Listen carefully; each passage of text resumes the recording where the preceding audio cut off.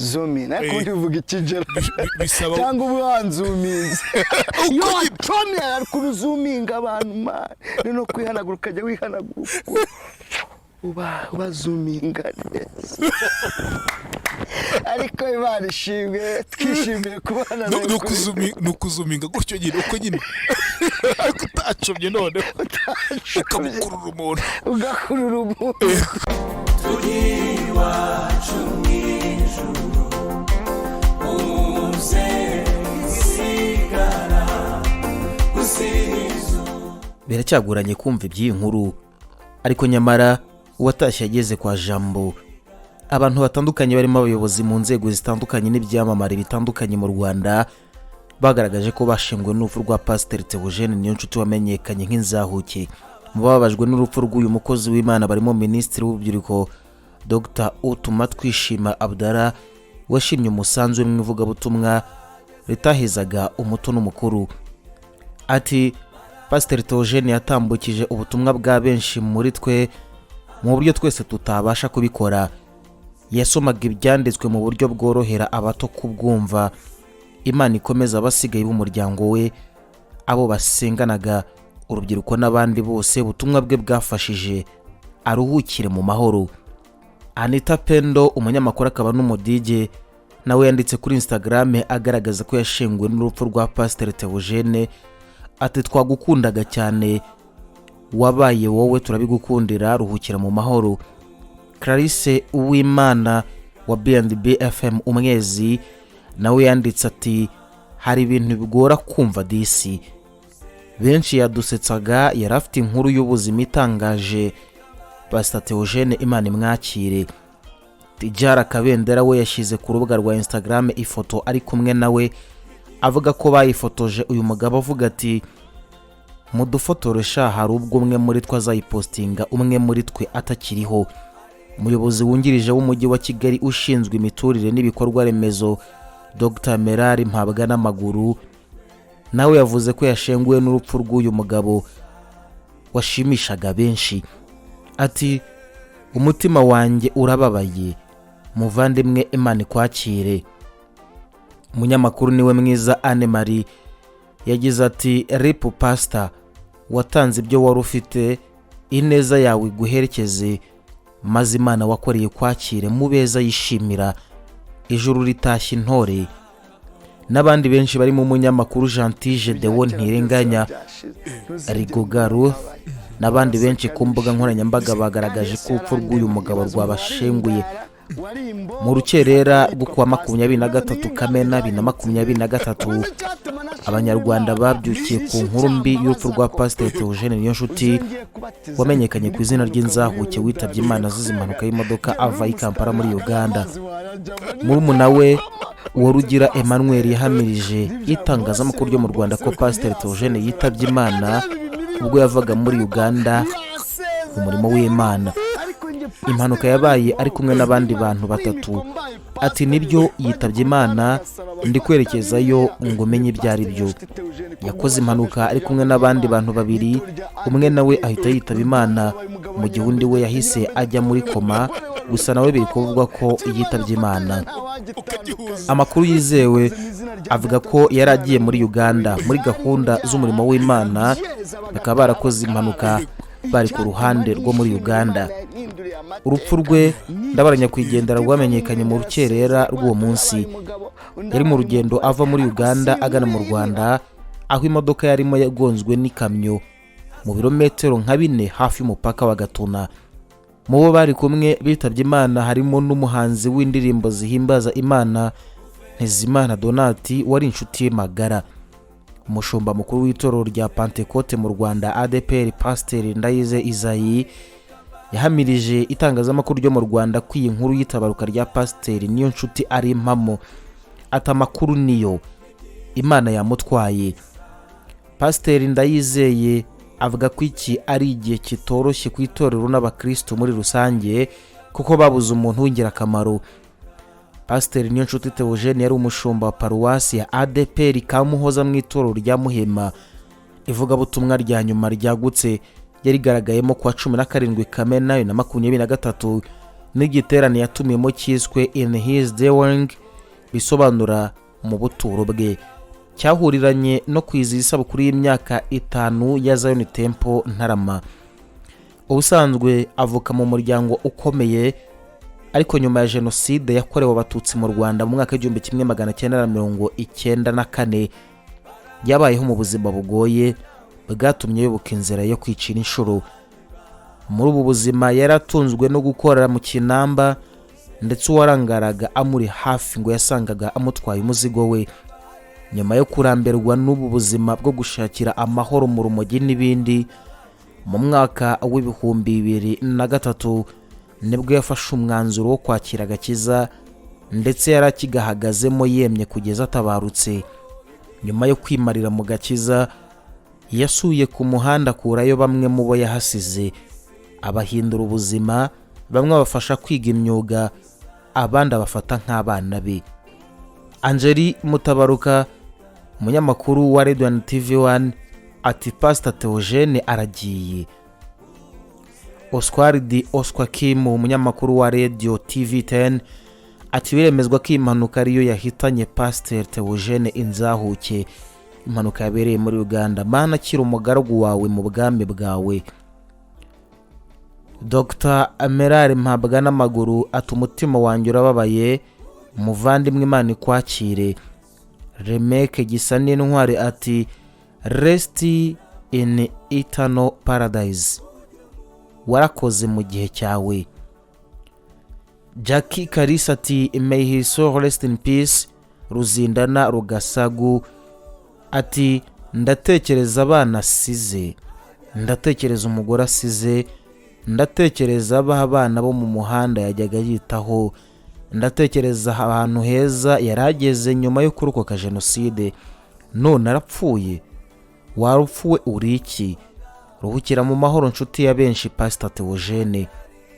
Ntama w'Imana kabiri, ati he was so cool, rest easy Pastor.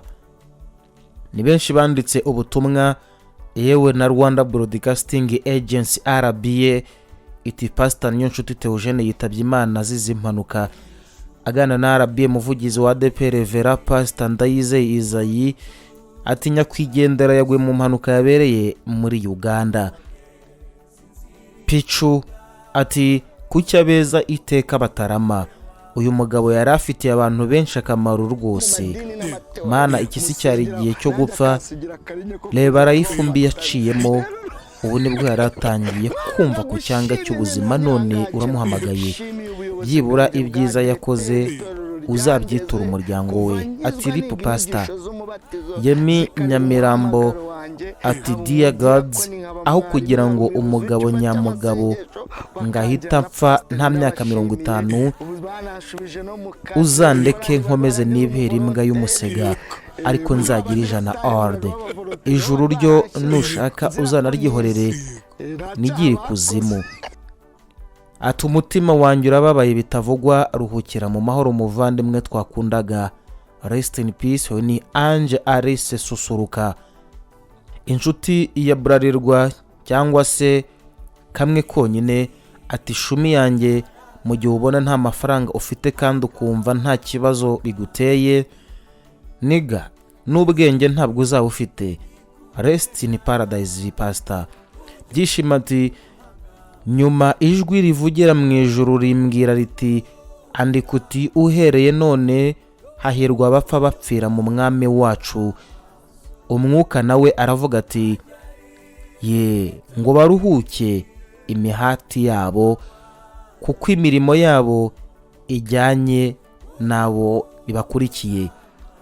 Sa uracyaryamye? Ati Pastor Théogène niyo nshuti yari umuntu wumva ubuzima uko bumera, akabasha no kubuhuza n'ijambo ry'Imana.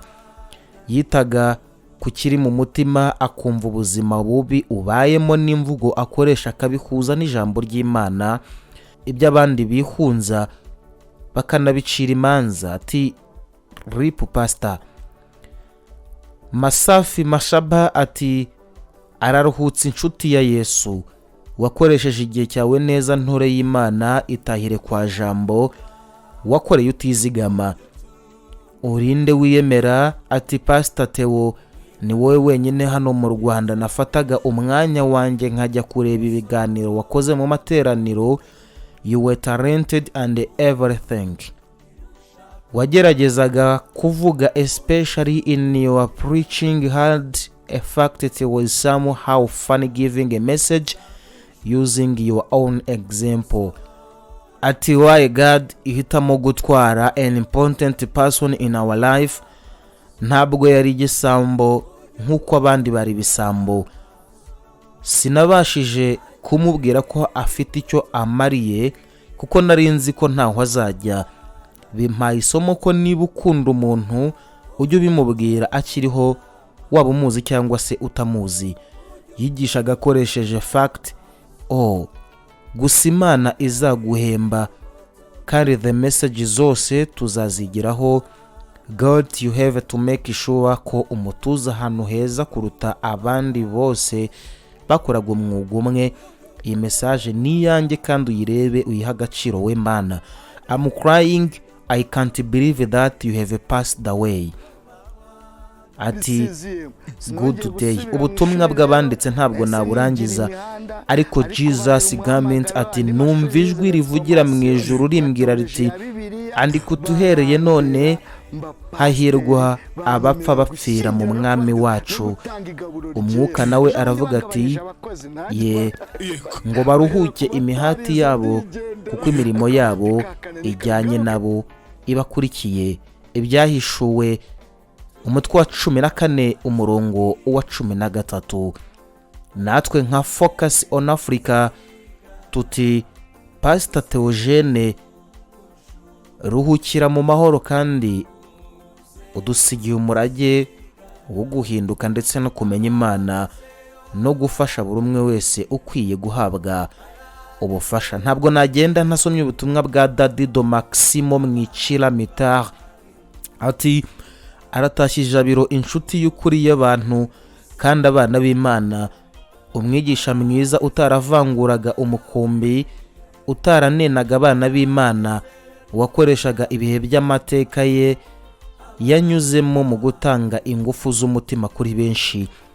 Wigishaga ijambo rihuza abantu kandi ritanga ibyiringiro no kongera kwizera ko byose bishoboka. Umwigisha wahanuraga ibyiza mu bantu, umushumba wanezezaga abo yigisha, akigisha ukuri nta wacyuriye, akagukurugutura nta wakomerekeje kandi akanezerwa nta wakanze. Umwigisha muri bake kandi benshi batimitse ubwibone, ibyubahiro byo ku isi bikamusetsa cyane, agakunda umuryango we kandi bikamunyura atakabi. Bimwe bifasha imiryango iri guhirima kongera urukundo mu rugo. Umwigisha utarigishaga ku mabi atera ubwoba n'irimbuka ry'abantu, ahubwo akigisha uko kibi n'ibihabanye bigikwiriye birindura byava mu bantu, akifuza ko twese twagororerwa, yewe n'uwanze kuva ku izima akamwumvisha ko azabyirengera atamukwenye cyangwa ngo amugire igicibwa.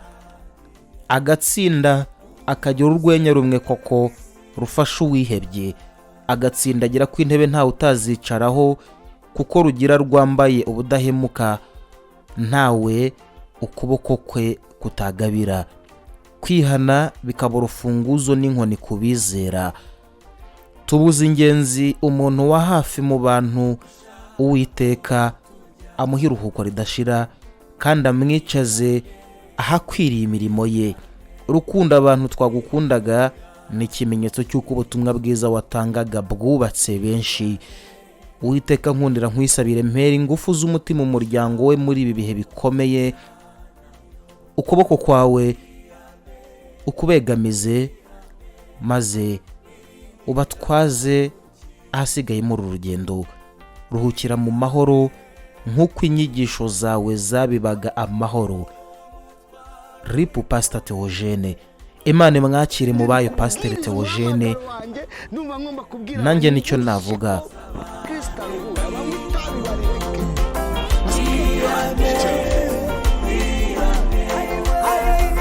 umutwaro wikoreye